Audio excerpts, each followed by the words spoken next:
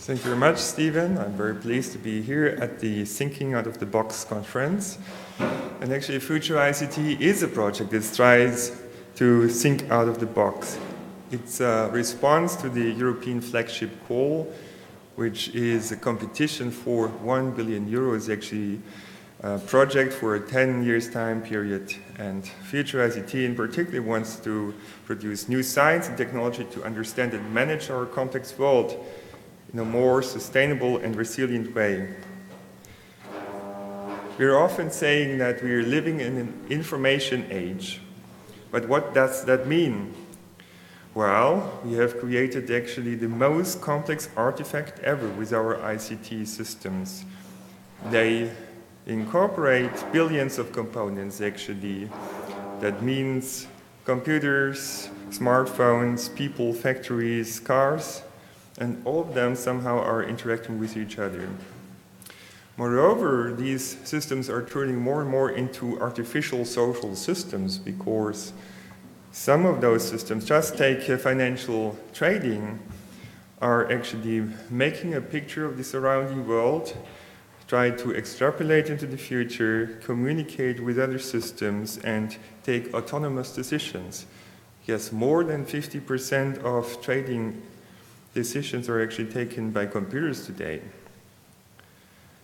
Now, that also implies that we need to understand these systems better because we know that in social systems there are a number of problems such as coordination failures, breakdowns of cooperation, conflicts, wars, crime, and all this. So if we don't take care, we'll have the same problems in those information communication systems and in the systems that are composed of both society and ICT.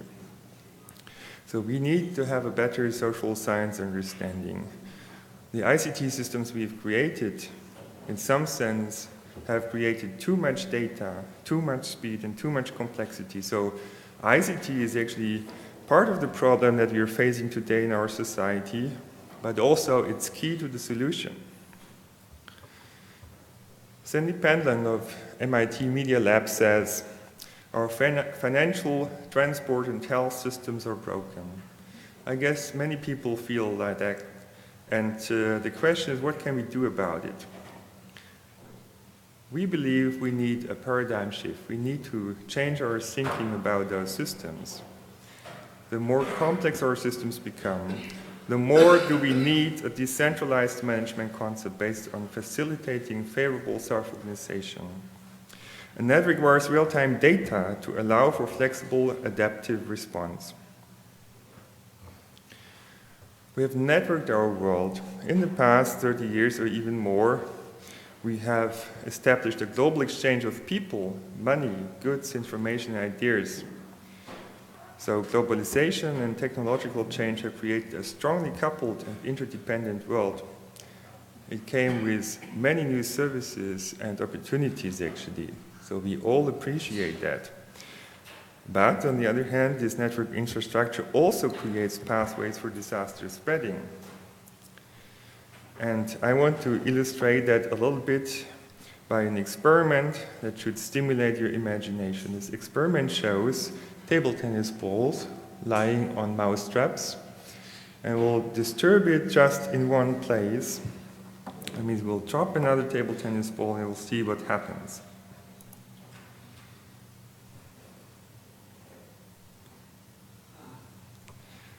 So that should have come actually with some noise, but anyway. So what you see is actually that the table tennis ball that had caused a local perturbation messed up the whole system, in some sense the whole world, to speak metaphorically. And you want to see it again? Okay, can get it.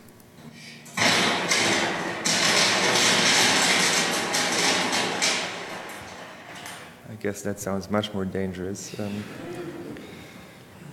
All right, so this is a prime example of a cascading effect, obviously.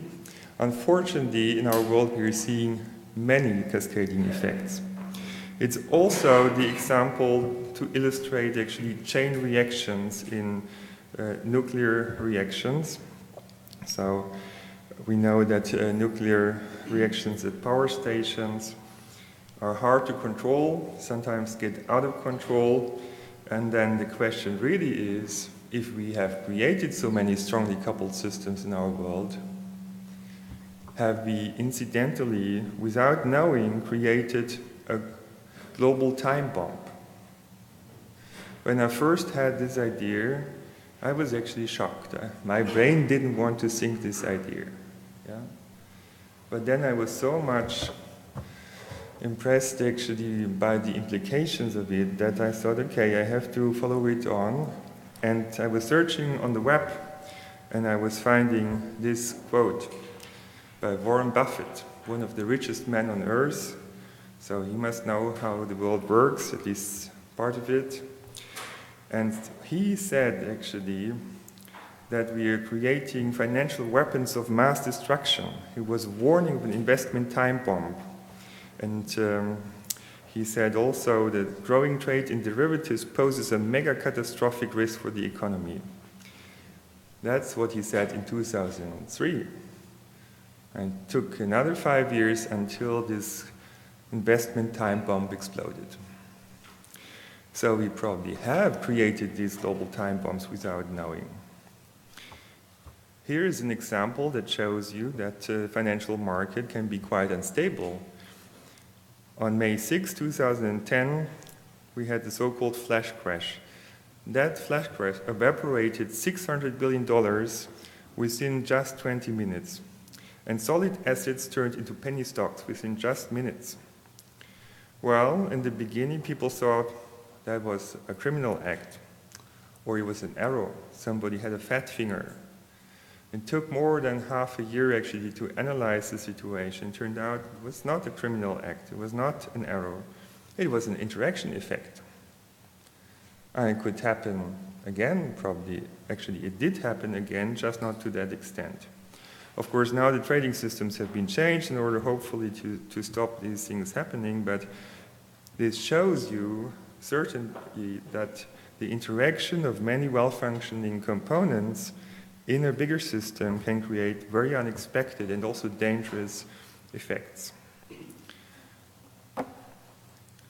Here is a video which illustrates actually the same thing that I've shown you with table tennis balls for the global banking system here for the US in particular. And you can see that basically since Lehman Brothers default, we have also these cascading effects in the banking system, much more serious, of course, because hundreds of banks have been dying in the meantime and has caused hundreds of billions of losses. So we certainly need to understand those cascading effects much better. Of course, cascading effects in different systems are not just the same. They may have different characteristics, and we need to learn about it. That requires a lot of data. So blackouts in electrical power grids is just another example that shows you the complexity of the dynamics that comes out from such cascading effects, or revolutions. In the political arena, that is, again, another cascading effect, and we've seen it also in Europe when it turned into democracies. It turns out that we don't have the science to understand our globalized world. For 30 years or so, we have globalized our world. We have pushed for technological revolutions, but the global system science to understand the resulting complex systems is still lacking. We need to have a new science of systemic risks. We need to push complex system theory towards practical relevance. And that requires a lot of data, a hell lot of data, actually. So we need a new data science, but that data science should not just count bits and bytes. We need to understand what is really the relevant information, what is the game-changing information, what information will make it into history books, and what are the 99.99999% of information which is unimportant or useless. And further on, we have to learn how to do integrated systems design that ensures not just the components work well, but the whole system made up of interacting components. over the time of the project, we discovered that it was not enough actually to fill knowledge gaps. We learned that we need to change our way of thinking. And our thinking determines what we see, actually. That means our brain doesn't allow us to see everything. So just take this cat over here. This poor cat in her life has seen just vertical bars all the time. So she knows the vertical world and is reasonably happy over there. Now let's assume that after some time we put that cat into another world with horizontal bars. I won't be able actually to see those bars because the cognition has not been developed for this. And in the same way, we need to overcome the limitations of our conventional thinking. I'm just showing you one example from my own work where I've experienced it myself. After I discuss this example of Galilei. And actually, I'd like to ask Stephen to come on stage in order to demonstrate an experiment. So, first of all, I'd like to know who thinks that those two objects are falling at the same speed to the ground if we drop them at the same time. So, who thinks coming down at the same time? Nobody? Come on. So, you didn't have any physics? Siegfried Grossman, maybe? No? Who thinks this one will be falling faster? Think out of the box, come on. Who thinks this will be faster? All right. I don't see all hands, by the way. Okay, let's make this experiment.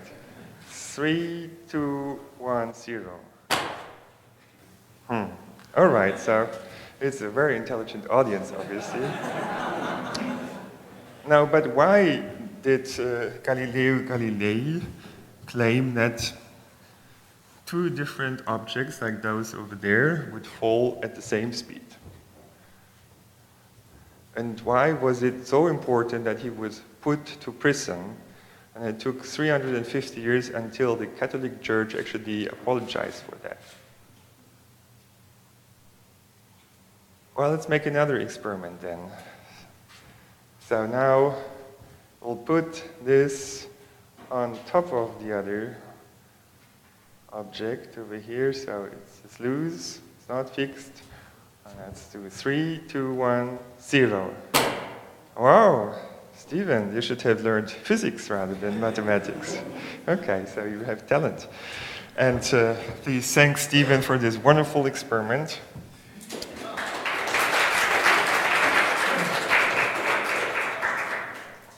And it shows you that Galileo was able to see beyond what our senses tell us.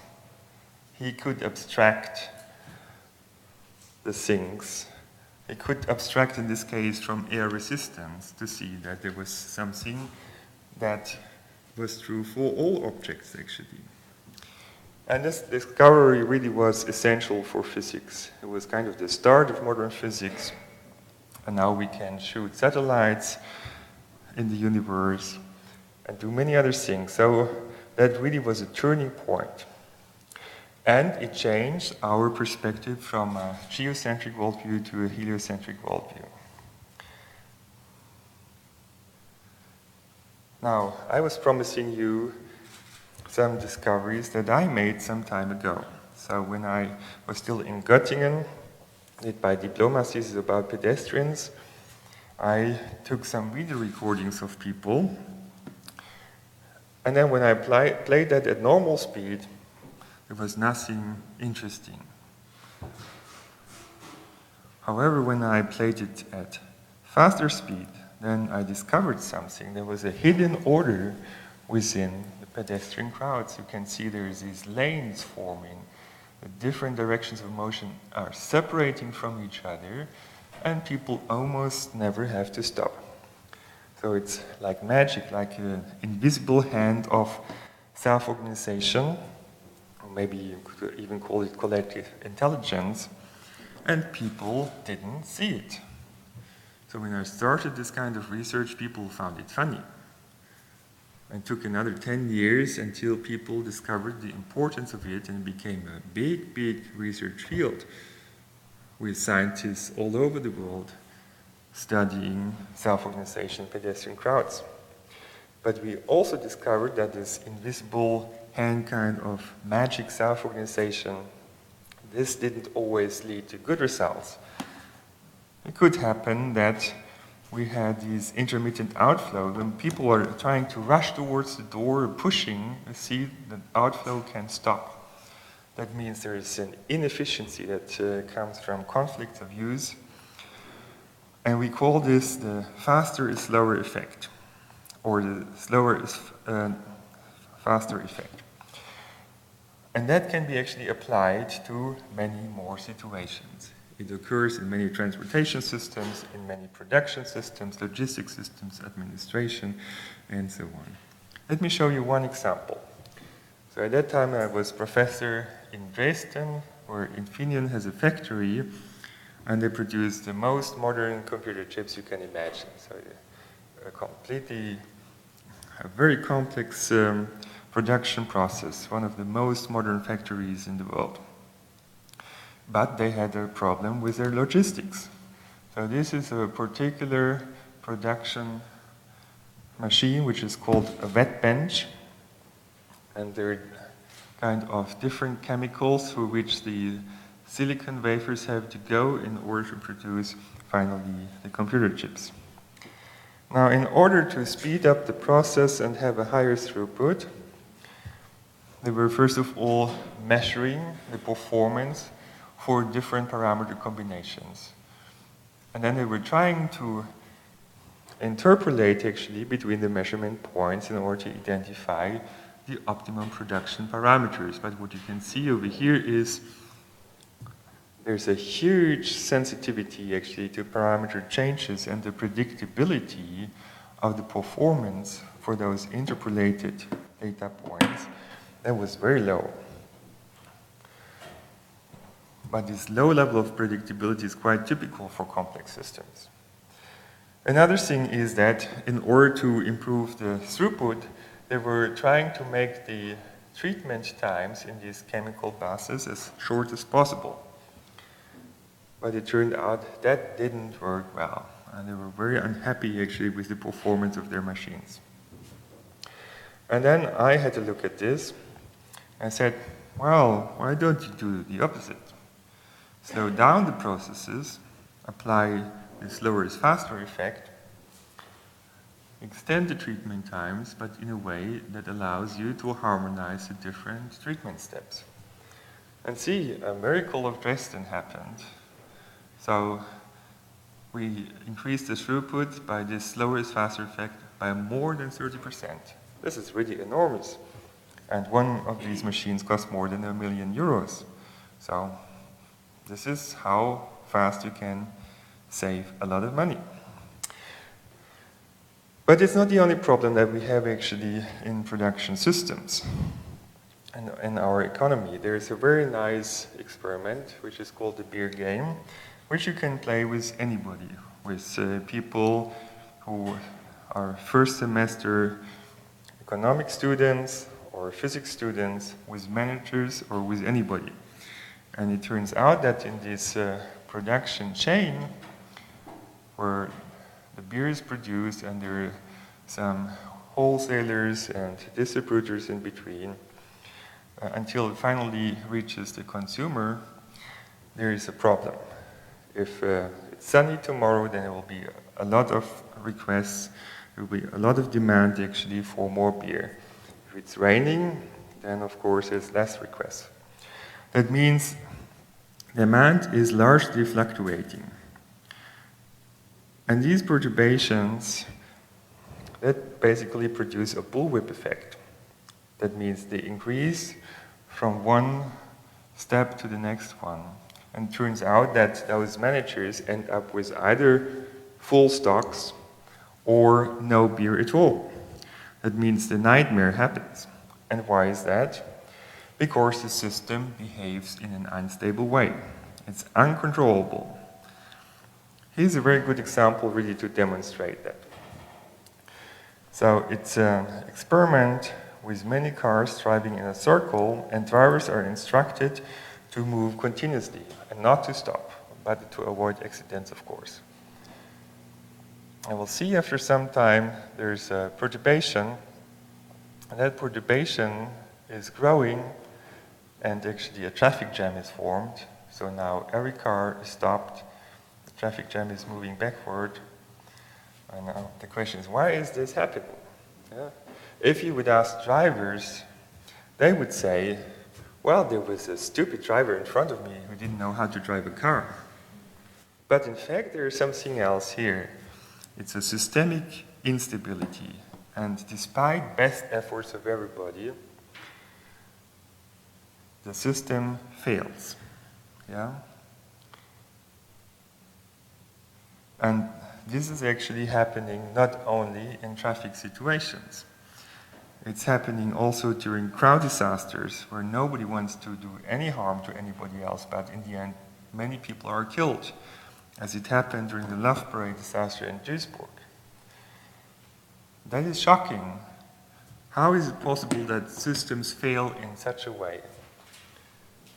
And my personal understanding is that also revolutions and wars, for example, are the same kind of phenomenon.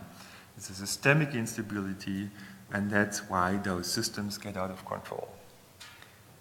The same thing happened also to our financial system, so we need to understand those instabilities. I got more and more interested in strongly coupled systems. Strongly coupled systems behave in a different way from loosely coupled. Loosely coupled systems are characterized basically by the properties of their components. But in strongly coupled systems, self-organization takes over. Emergent and sometimes quite counterintuitive system behaviors come up. Unwanted feedback effects, cascading effects, side effects.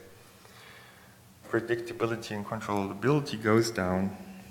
And we have increased frequency of extreme events. So that really requires to change our way of thinking about those systems. We need to change our view from a component-oriented to an interaction-oriented view. And I think this is really difficult for many people because we usually don't see the interactions. We see the components. Very difficult to understand those interactions and the effects of them. In order to understand this, we need to create new instruments to explore the world. And FuturICT is going to do that. FuturICT is going to bring together data with models and people. We'll create systems to sense and understand, to turn data into information and answer what is the state of the world questions. Not only the physical state, also the social and economic state. You want to understand social capital, the social fabric, what we need to protect actually. We also want to understand actually the implications of our decisions and actions. So we want to study what-if scenarios. For that we need to develop models to simulate and predict. And those systems should turn information into knowledge. And finally, we also want to turn knowledge into wisdom. What are we doing this for? We're doing it for the people. So we are building those systems for the people. We're building platforms to explore and interact. I want to explain it now in more detail. We also need to have an innovation accelerator actually to make progress at the speed that we are facing new challenges in our world. Now the trick is that we want to bring together different kinds of sciences that have been working in separation in the past. First of all, of course, the classical disciplines, humanities, qualitative, sociology, quantitative sociology, and economics, but complexity science is really crucial here to get a systemic understanding. And now there is computational social science that will be needed to build the living Earth simulator, which I'm going to explain in a minute. And data science, which is connected somehow to the planetary nervous system, which I'm also going to explain in a moment, and crowdsourcing. So there are new scientific opportunities out here, and we should combine them actually to create synergy effects. So let me start with the planetary nervous system. How can we imagine it? Well, basically, we would collect data all over the world and put it together. Actually, this is happening. The internet is doing it for us in some sense. And here I'm demonstrating to you how this can be used actually to create a picture of the Colosseum in Rome or any other tourist sites in the world. We don't even have to travel there. So this shows you over here where the different photographers have been standing, who took the pictures and uploaded them to Flickr. And then all those Flickr photos can be put together in order to create this impressive 3D reconstruction of the Colosseum.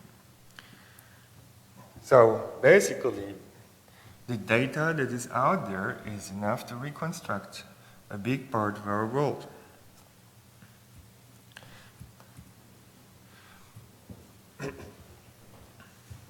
Well, we are also using smartphones a lot today, and smartphones can be used as another device actually to collect information for us. Of course, it's very important that we do it in a privacy-respecting way, that individuals have control over their own data, and that they basically share the benefit of sharing data with others. So that requires new technologies, but in principle that will allow us to create a planetary nervous system which allows us to measure the social footprint, but also to create awareness. Awareness is very important to avoid mistakes and also to discover new opportunities. And it's important also to create better compasses for decision makers. So today we're still very much oriented at the GDP per capita, but we know it's not a good compass. We should consider more variables of health, of environment, social well-being, and so on. And that also will help us to promote sustainability in systems. But first of all, we need to learn how to measure that in an efficient way, if possible in real time and globally. Now, going one step beyond this, we can create a living Earth simulator. So that requires us to integrate different kinds of data, demographic data, transport data, geographic data, but also different kinds of models. So, such as contact network models, multi-scale models, agent-based models, and so on. And with this, then it becomes possible to do large-scale simulations. Of course, these need to be validated, but we could look at what-if scenarios. And here's an example, actually. Alex Vespignani has been involved here, and Vittoria Colizza, and shows you the spreading of epidemics. Now, that requires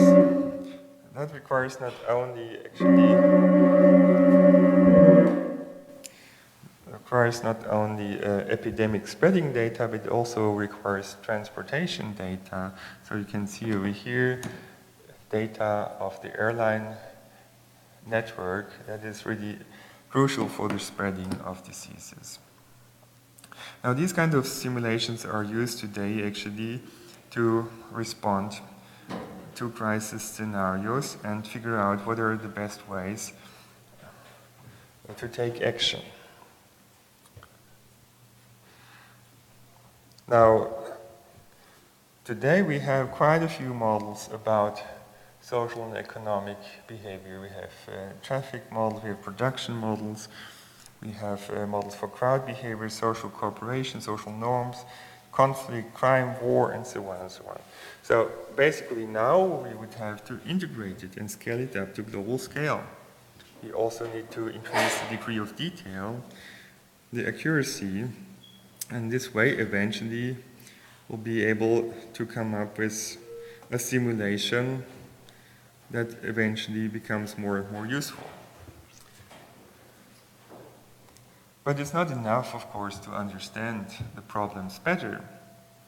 We also need to learn how to manage complexity. And after all the examples that I've shown before, the question arises, is it a lost battle? Well, no, I would say, but we need to really change our way of thinking. Look, this is a classical airplane, and it's constructed for stable flight. See this picture of this fighter plane over here. It has its wings going forward rather than backward. This has been created for unstable flight. So if somebody is shooting a rocket at this plane, you turn off the control and does something crazy in order to avoid being hit. And it couldn't fly stably without a steady adaptive control. So it's a completely different concept over here. We're using a Segway to explore a city that also is based on an unstable system that is steadily stabilized all the time. So flexibility is important, and for this we need to have a decentralized approach. So how to use properties of complex systems? Basically, well, if they tend to self-organize, couldn't we use this tendency to reach what we want, rather than fighting self-organization in our systems? We just have to choose the interactions in the right way. And that is the trick. The interactions can be the problems, such as in this case, where we find stop-and-go waves. As we find them today, they're annoying us every day. But also, we can overcome this by changing the interactions. So I have a wonderful car. Of course, I can leave the freeway by turning this car into a helicopter. I can sell it to you if you want. And this allows me actually to see what is the reason for these stop-and-go waves. And it turns out that it's those cars that are trying to get into the freeway that are producing perturbations. And those perturbations increase due to the instability of traffic flow, and we get stop-and-go traffic. Now we are accelerating the visualization, but the inflow stays the same. And we're turning on a traffic assistance system in a few seconds, which is changing the interactions of the cars because it has a radar sensor. The radar sensor measures the distance and relative velocity and allows the car to automatically change its acceleration, deceleration. And see, we got rid of stop-and-go traffic. So we could stabilize traffic flow, we could increase capacity. Well, that's fantastic. Couldn't we use the same principle for other systems? And in fact, we can. We can create smarter cities where we can reduce travel times for public transport, for car drivers, for pedestrians and cyclists, and it's good for the environment as well. So we can make more out of scarce resources if we learn how these system components interact and what are the implications. And we can make mass events much safer and avoid crowd disasters by this more fundamental understanding of the system dynamics. We have also now models that allow us to understand conflict. And that allows us to compare different scenarios, political scenarios under discussion, and see what are the scenarios that are likely to produce more or less conflict. Okay, and finally, we want to open this up for everybody. We want to create platforms for everyone. And that is actually a challenge in itself because it comes down to creating a new public good. And we know that public goods are in a danger of showing tragedies of the commons. So there could be data pollution, data manipulation, misuse, privacy intrusion, cybercrime, and all this. So how to promote responsible use? This is really a very difficult scientific challenge that needs to be solved in order to be able to open up data and models for everybody. But then we will be able to support decision making, we'll be able to provide a modeling suite for everybody, and also to create interactive virtual worlds to explore possible futures actually. And in fact, we can build new worlds on the web with different decision rules, different financial systems, different intellectual property rights, and so on. So information communication systems open up completely new opportunities for creativity, but also for business. And how do you want to promote innovation within our system, in our project? Well, the idea is that you need to have some fixed stars for people to orient at. And these are what we call our Hilbert questions, really difficult scientific challenges, difficult questions to go for. And we are formulating them, and there's a competition to solve these problems. And we expect that in the end there will be actually many new opportunities coming up from this, including, for example, social-inspired information and communication technologies. We will be able to create collective awareness, social adaptiveness, social-inspired self-organization, and in fact, social systems have many interesting features to learn from. Under the right conditions, cooperation emerges, self-regulation, conflict resolution, resilience, trust, reputation, social norms, values, ethics, and culture. So if we learn how this works, actually, we can create better systems, such as a trustable web. We also, how we will be able to create a better financial system, eventually. What we call social money, money with a memory, with a reputation. But there is a challenge of innovation. So basically, turning ideas into something which will change the world is really difficult. In the beginning, people say, it's completely impossible. And then eventually, after many years, they say, okay, it's possible, but it's not worth doing. And finally, they said, I said it was a good idea all along, and somewhere on my hard disk, I still have an unpublished paper which I somehow forgot to send out. So it turns out that everybody wants to be the person who had the idea first, and those people who really had to fight for the idea are forgotten over time, which also Alexander von Humboldt actually pointed out. But the most difficult thing really is to come up with the invention in the first place, to see things that other people don't see. And many of the social features are actually of this kind. Social norms and culture, these are, in some sense, largely invisible to us. And very difficult to quantify, very difficult to understand. And on the other hand, also quite vulnerable. So we need to see behind our visible world the components of our world. We need to understand interactions. And in order really to understand it, we need to stop searching where the light is. So you probably know this joke where somebody is asking somebody else who's searching something on the ground and is asking, okay, what are you looking for?